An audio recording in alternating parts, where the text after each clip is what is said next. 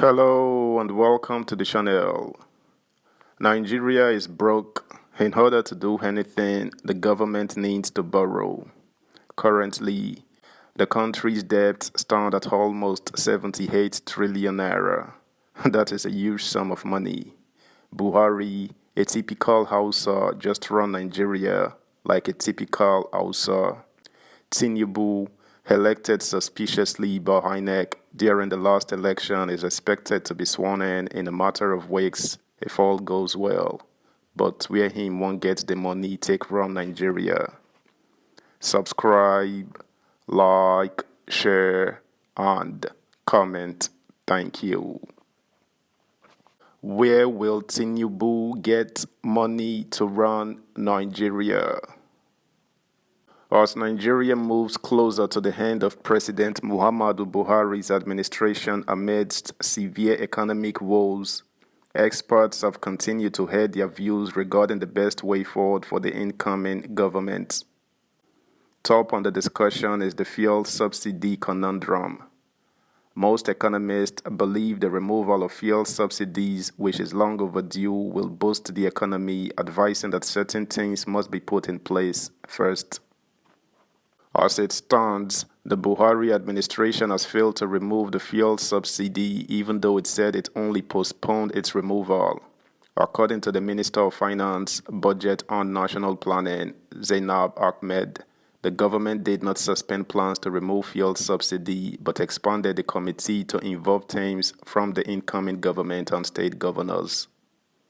While reacting to the impact of sustaining petrol subsidy, the governor of Edo State, Godwin Obaseki, said the federal government may not be able to pay workers' salaries beyond June 2023 without resorting to massively printing money or removing fuel subsidies.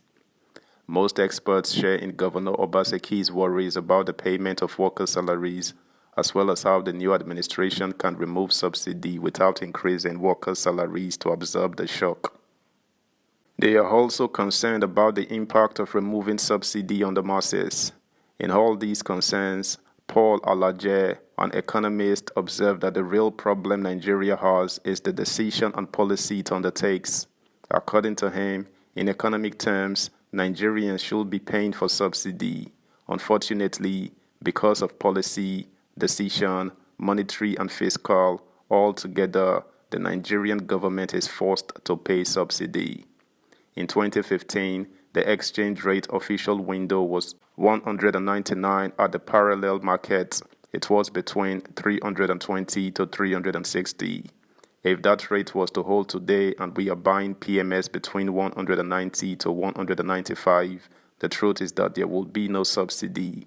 Briefly analyzing the situation on ground, Olaje said the GMD NNPC said in February this year that the amount government is subsidizing per litre is 202 naira and that we are consuming up to 66 million.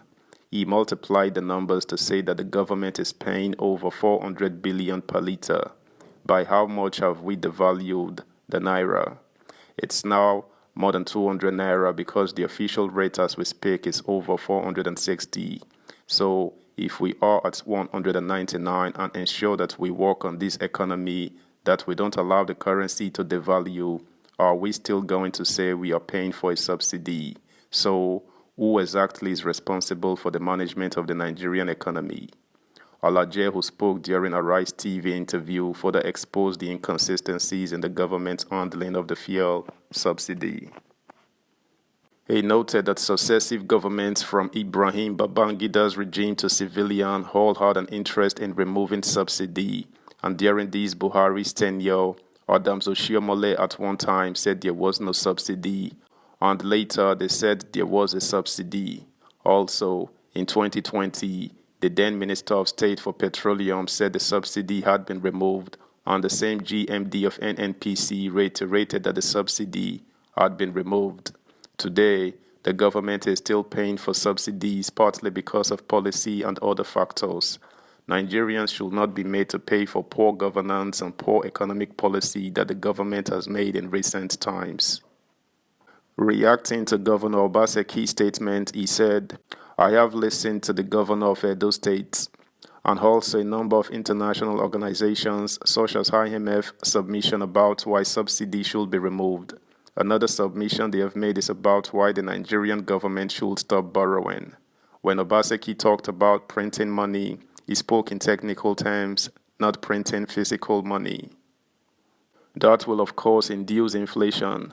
Officially, we have debt of 46 billion, but there are ways and means, and between 2019 to 2022 alone, the cost of servicing only advances collected from CBN not to pay back was over 4 trillion naira just to service that debt that goes to CBN.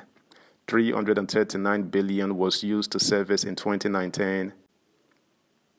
Subscribe, like, share, comment, and please turn the notification bell on.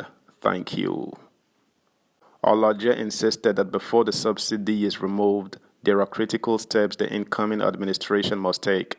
Subsidy should have been removed in 2013, and there was another opportunity in 2016.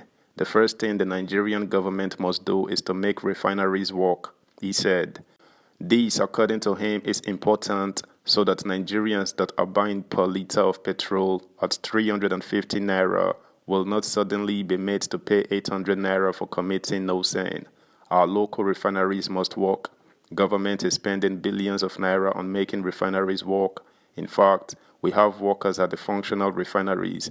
That can only happen when the government is managing a business. He therefore recommended that the private sector should manage these refineries, adding that while private refinery is important, there is a need for government refineries to work as well. We also have a private refinery that the government said it's relying on will work. Even though I support a private refinery, the danger of having one single refinery is that we are leaving the destiny of over 222 million users on that company. He also stated that food inflation is one of the things to be noticed as soon as subsidy is removed, stressing the need for government to take proactive steps to avoid it.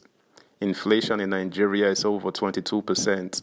The projection of CBN for inflation is between 6 to 9% by all means. Inflation must be a single digit. The price of diesel today is 750 naira per liter compared to someone using PMS to move goods to the public. That's the news, guys. Thanks for listening. Until next time. Bye.